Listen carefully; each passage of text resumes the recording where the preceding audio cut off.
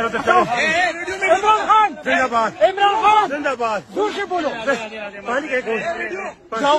পাকিস্তানি অফিসিয়ালদের দাবি অনুযায়ী 3টি রাফাল, একটি সুখোই 30 MKI এবং একটি MiG-29 শুটডাউন করেছে তারা। এখানে 3টি রাফালের বদলে 2-1টি মিরেজ 2000 হতে পারে।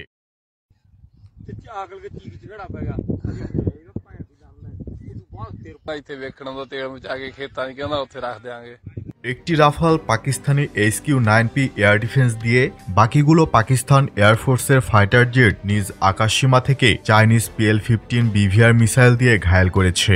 ভূপাতিত ইন্ডিয়ান জেটগুলো তাদের এয়ার স্পেসে কমব্যাট পেট্রোলরত অবস্থায় ছিল। যারা চাইনিজ এয়ার ডিফেন্স নিয়ে সন্দিহান ছিলেন তারা ধরে নিতে পারেন যে এগুলো নিশ্চিতভাবে চীনা এয়ার ডিফেন্সের কাজ।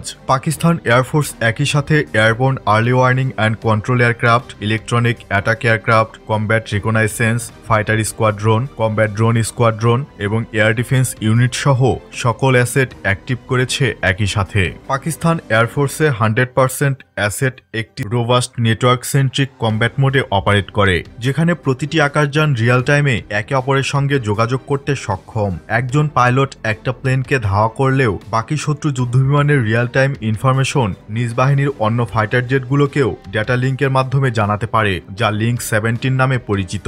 আর এখানেই ইন্ডিয়া কুপকাত। তারা ওয়েস্টার্ন এবং রাশিয়ান প্ল্যাটফর্ম অপারেট করে।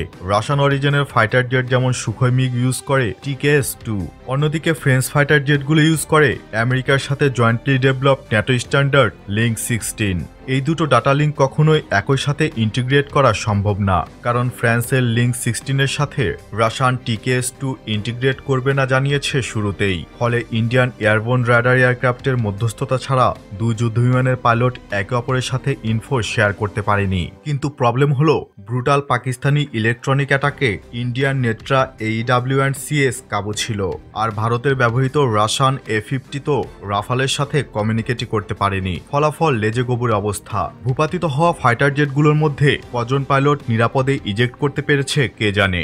যুদ্ধক্ষেত্রে নিজেদের কৃতিত্ব আর শত্রুর ক্ষয়ক্ষতি বাড়িয়ে বলায় প্রথা। তারপরও এখন পর্যন্ত প্রচারিত খবরে ভারতের আক্রমণে পাকিস্তানের যে ক্ষতি এবং পাকিস্তানের পাল্টা আক্রমণের যে দাবি, তা যদি অর্ধেকও সত্যি হয় তাহলে এটি ভারতীয় প্রতিরক্ষা সক্ষমতার ওপর একটি বড় চপেটাঘাত। শুধু ফিল্ম ইন্ডাস্ট্রি দিয়ে যুদ্ধ জিতলেই যে জীবন চলে না, আশা করি ভারতীয় নীতি নির্ধারকরা তা অনুধাবন করতে পারবে।